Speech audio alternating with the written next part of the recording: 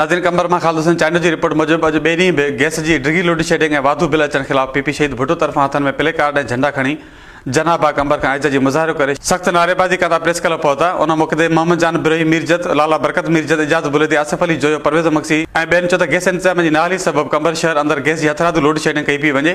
जी नाज़रीन, जीअं त अॼु ॿिए ॾींहुं बि कंबर सिटी में शहीद भुट्टो जे तरफ़ां गैस इंतज़ामिया जी नाहली जे ख़िलाफ़ शोधाए चौक ते धरणो लॻायो वियो आहे। अचो त हितां मुज़ाहिरनि सां ॻाल्हियूं कयूं त वधीक उन्हनि जो छा चवणु आहे। गैस आई न, तव्हां ॾिसो रद्द बचाए टाइम ते सुबुह वारे टाइम में गैस कोन्हे। जेॾी महिल माण्हू ॿार नाश्तो करे स्कूल वञनि या को माण्हू के रोज़गार ते वञे, मंझंदि जे टाइम ते बि गैस कोन्हे। गैस अहिड़े टाइम ते ॾियनि था, राति जे टाइम में न आहे। 11 साढा 11 बजे राति जो गैस 10-15 मिंट हलाइनि था, बाक़ी गैस आई कोन। अरे बाबा, जेको रद्द पचायो टाइम आहे तव्हां उन टाइम ते ॾियो न। बिल बि माण्हू तव्हांखे ॾियनि था, वरी अलाए केतिरा हज़ारे रुपयनि जा बिल बि तव्हां माण्हू ॾे मोकिलियो था। ईअं न आहे त तव्हांखे बिल नथा मिलनि, बिल बि ॾियनि था तव्हांखे। असांजो मक़सदु इहो ई आहे, असांजो इन एहतजाज जो मुतालबो इहो ई आहे त जेका गैस आहे उनखे प्रेशर ॾेई ऐं कंबर शहरनि मां बेचैनी ख़तमु कई वञे। अलाए कहिड़े हिसाब जे करे ख़बर नथी पए। असांजो तालको गैस बि पैदा करे थो। जाबलू पट्टी में तव्हां ॾिसो त अलाए केतिरियूं गैस जूं कैंपूं आहिनि, पोइ बि असां कंबर शहर जा रहवासी गैस जी नेमत खां महरूम आहियूं।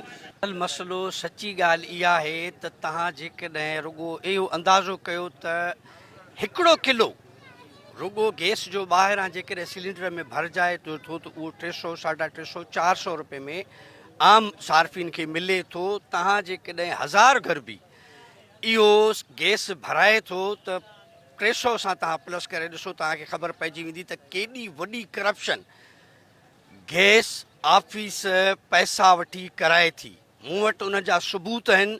रोज़ाने जे बुनियाद ते लखें रुपया जमाली गफ़ार इते वापारी गैस वारनि खां वठे थो।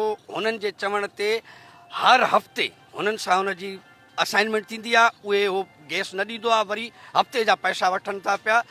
जंहिंजे करे असां सम्झूं था त हीअ शहरी अॼु ॿियो ॾींहुं आहे, पुरमुन एहतिजाज ते आहिनि ऐं हिननि जे कन ते जूं ई नथी चुरे त हीअ छा थी रहियो आहे। वधीक हिननि जो चवणु आहे त शहर में जेको गैस इंतज़ामिया जी नाहली आहे, नाल ऑफिसर हटाए को फ़र्ज़ शुनास ऑफिसर हिते मुक़ररु कयो वञे, जेको शहरनि जा मसइला हल करे ऐं शहरनि खे हर महाज़ ते रिलीफ मिले।